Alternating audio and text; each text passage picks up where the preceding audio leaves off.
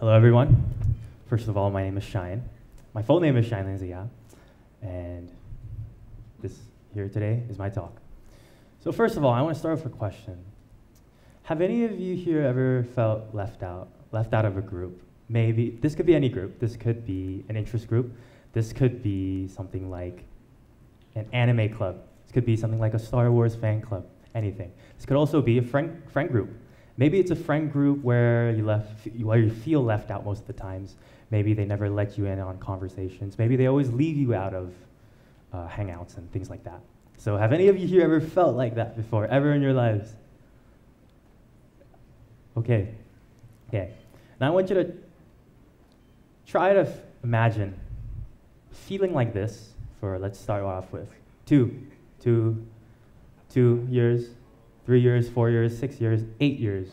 Try to imagine feeling like that for 8 years. And I want you to keep this feeling in the back of your head because it is quite essential to my talk. And it is quite essential to my talk because that right there is my story. Now, some of you here may not know this, and especially for those of you who don't know me personally or have never met me, but I was not brought up here. I was not brought up here in Yangon, Myanmar. Sure, I was born here. I was born here in the city of 5 million, this city in Myanmar, this city of old colonial buildings of bygone era, of modern high-rises of Inyu, but I was not brought up here.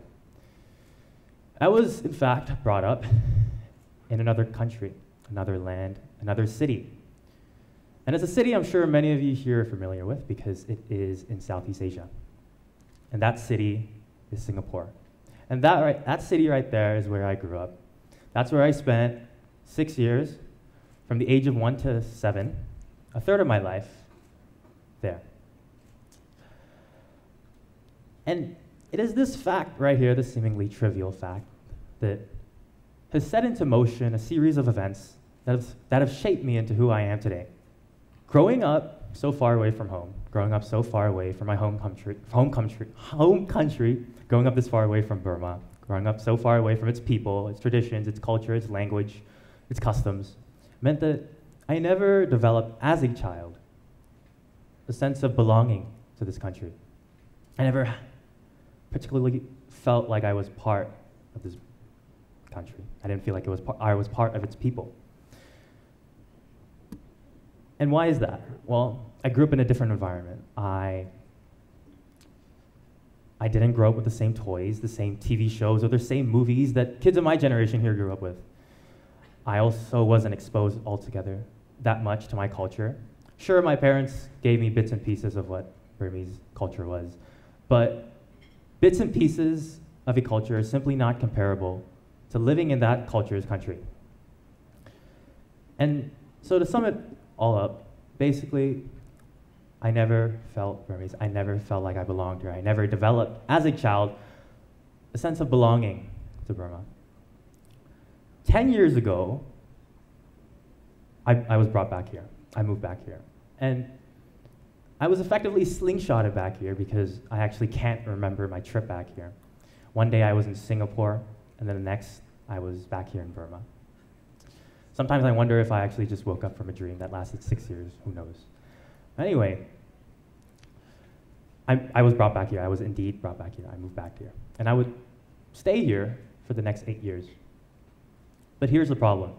The problem here is that I came back to this country without ever feeling like I was part of it. I felt left out. And so when I came back here, and as I grew up, I started to become more and more uncomfortable and anxious. It isn't this sort of uncomfortability that you feel when maybe you're up here talking, but it's this type of uncomfortability that you feel in the back of your head when you're having an awkward conversation, let's say. And so that's how I felt for the next 8 years. Now, here's another problem. The problem is that since I became more and more aware of this, it started to show itself. And as it started to show itself, people started to realize this, let's say, fault of mine. And it first started out with someone, a classmate actually, and I'll try my best not to disclose their identity because I really do not want that. And what they said was really monumental because it really stunned me. It really took me back. And what they did was basically point out something, that feeling of being left out to me.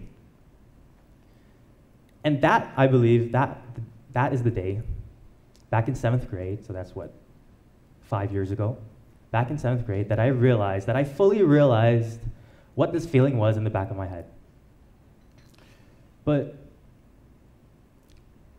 this was not the only case of people pointing it out. There were other cases, but these cases of other people judging me were not the most extreme cases. The most extreme cases came from myself. As the saying goes, the harshest critic is always yourself, especially for someone who holds a master's of second-guessing and overthinking everything. I pointed many things out. I pointed out things like I didn't wear Burmese stuff. Okay, sure. Maybe I didn't speak particularly in a Burmese way. And it was really uncomfortable. I didn't know what to do with it. I was just, let's say, 11, 12 years old at that time. And so I grew up like that. Now, I'm going to emphasize this. It was not like I was screaming. I was like, oh, I'm so uncomfortable. I don't want to go out. I don't want to go out. Because whenever we had to go out, whenever I had to run some errands or go out and eat breakfast, lunch, or dinner, I wasn't screaming. It was just a feeling in the back of my head. You don't belong here, something like that. You feel left out. You're left out of this group. Now, I'm going to digress a bit. I'm going to talk about one of my passions. One of my passions is history. I study a lot of history. I've read a lot of history. I've read so much about history that when I walk across some old building, and I walk by, I stare at it and think to myself, I don't really stare at it, I just look at it. I look at it and say to myself, wow, isn't it amazing that people have walked the same path I've walked right now, just now? And, this passion really goes really, really deeply. I remember going through tons of Wikipedia pages. I remember going from, I think it was some historical figure. I think it was Winston Churchill.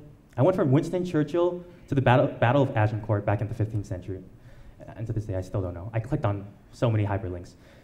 I also was a person who watched hour-long documentaries as I ate dinner, ate breakfast, or ate lunch. And so, really, I was very interested in history. And I want you to remember this fact because it does come up again. Now, I'm sure many of you are very aware of COVID-19. 3 years ago, we were all pretty much locked up in our rooms, in our houses. And we were made to focus on ourselves. We were made to think about ourselves only. Sure, maybe we had online school and things like that. But really, it was only just you. The only person who could be beside you was yourself. And so, as I started to grow up, by this point I was 14, 15. By this point, my maturation process had really reached the max level, let's say. I was finally able to articulate this feeling in the back of my head that I did not feel like I belonged here. And now, the way I overcame this was actually very, very coincidental. The reason why is because two events coincided with each other to help me overcome this. Not just some really unimportant fact, and it was that by that point I had really finished learning about history. All the topics, not all of them, but all the topics that I was interested in was gone. I had pretty much read till the end of the Wikipedia page, and I didn't know what else to study about. I didn't know other type of history to learn about. And the other event was that maturation process. I was finally conscientious. I was finally conscious of the feelings that I had. I could finally articulate what I said, and other people could understand me. And now, I overcame this simply by reading. And the reason why I read is because, again, I didn't have anything else to read.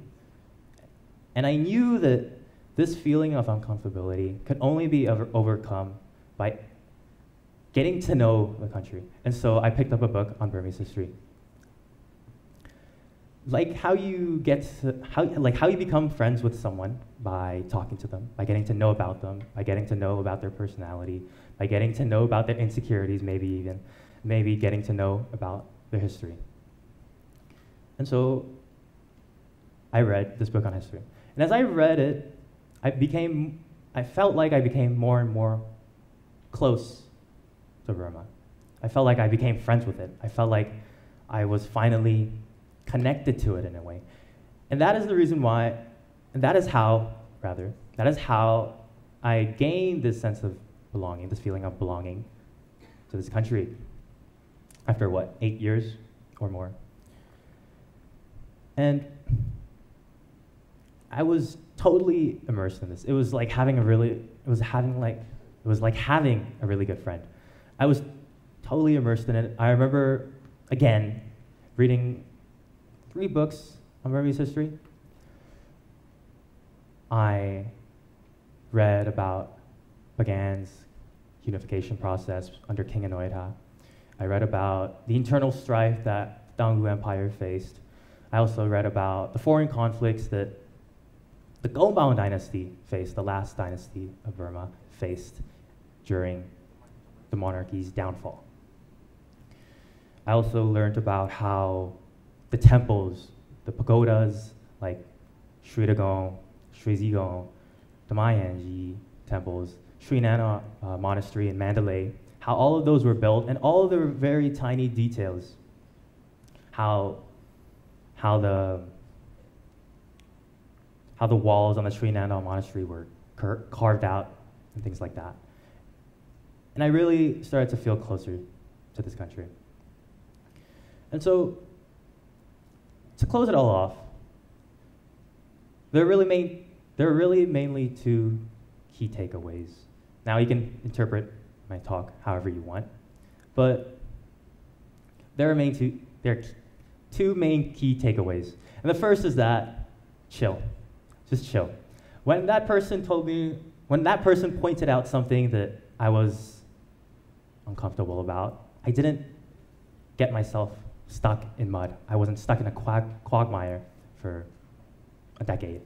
I moved on. I chilled out, and I just let it happen.